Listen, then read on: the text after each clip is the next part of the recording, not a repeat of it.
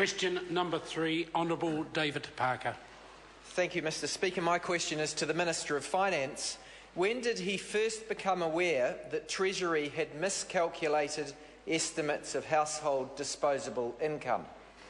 Honourable Bill English. Mr. Speaker,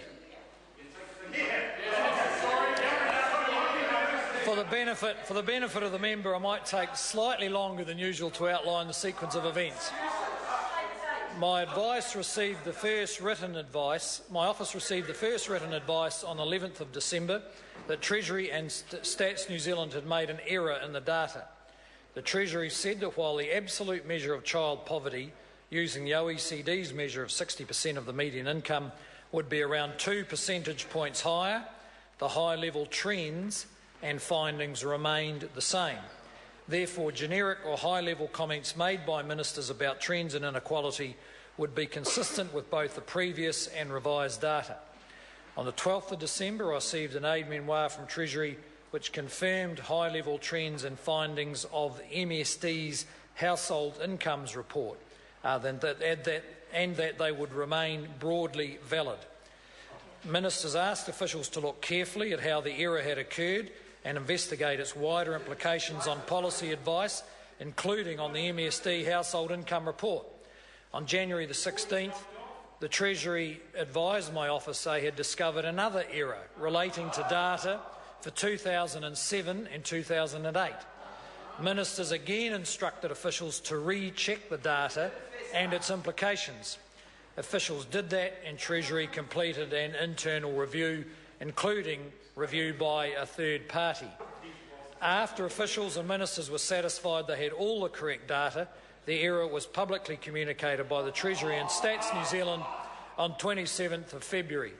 It's important to note that no one has missed out on entitlements to benefits, working for families or targeted support for vulnerable families, and if anything, the error compounds the government's strong focus on supporting vulnerable families and vulnerable children.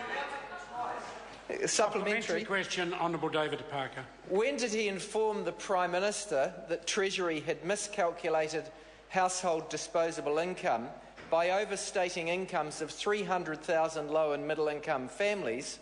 And can he explain why the Prime Minister kept that secret while questioning the motives of the Salvation Army report on poverty in New Zealand? Good question.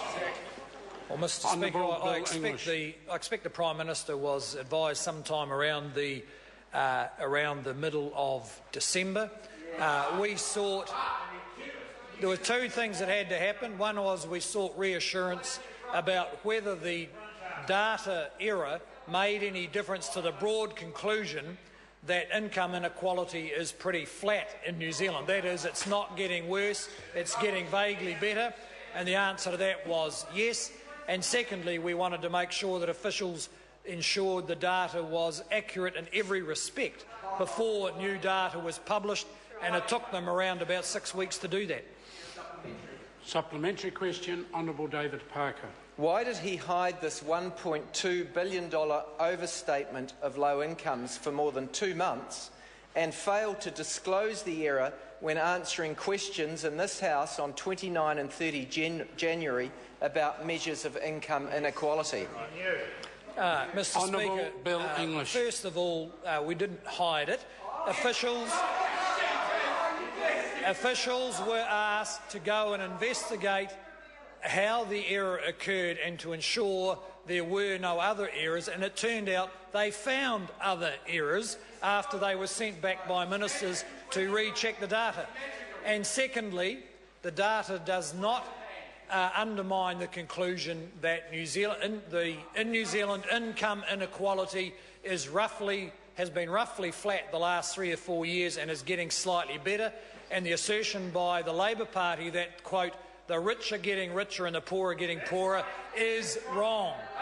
Point of order, Mr. Speaker. Order. Point of order, the Honourable David.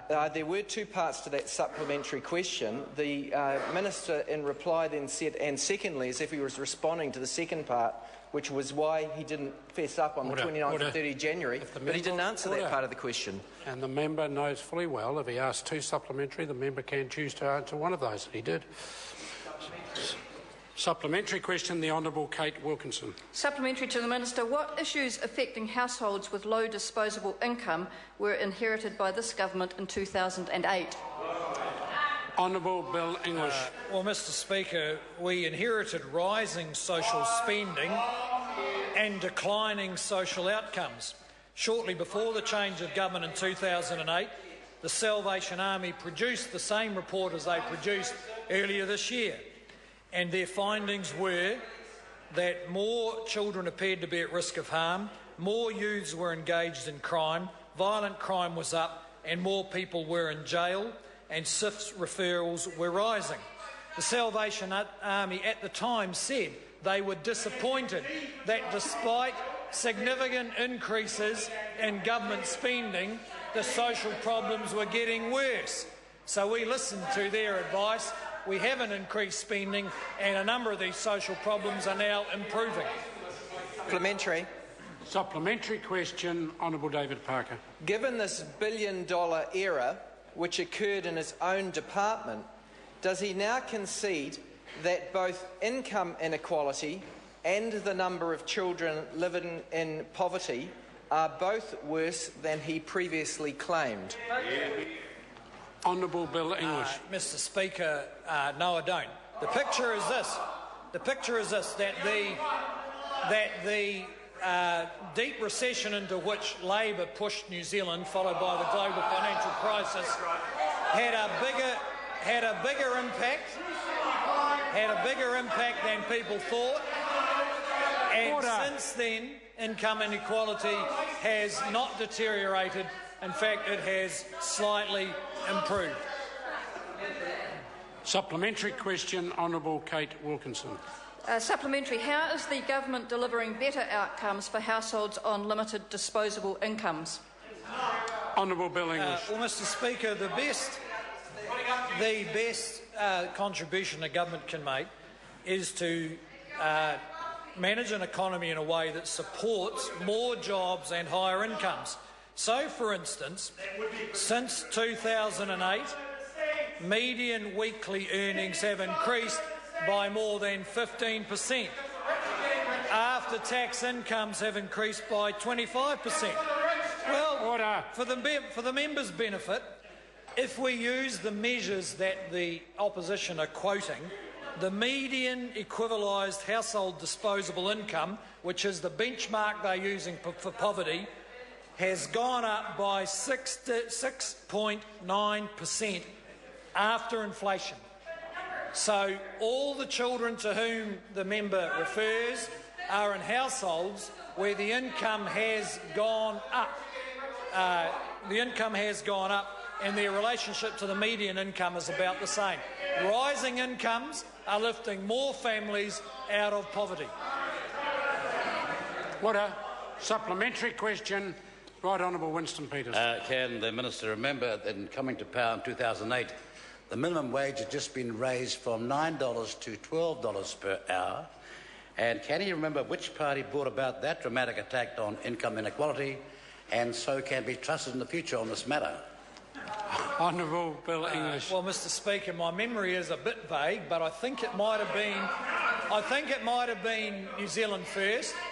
And actually, New Zealand First have turned out to be more effective than the whole Labor Party on most of these issues in the last 6 years. Supplementary question. Order. Order. Order. Supplementary question, Honourable David Parker. Does he think his billion-dollar stuff-up is no big deal because it only affects children and child poverty and low to middle-income families? And how does he think the government's cronies would have reacted if they'd been shortchanged over $1 billion from their corporate welfare payments? Honourable Bill English. The member clearly doesn't understand the measure if he thinks, quote, families have been shortchanged.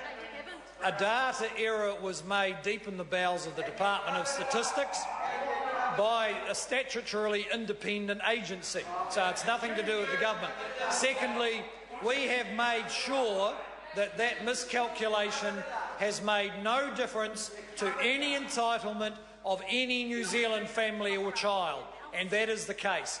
No New Zealand family or child is worse off because of that miscalculation.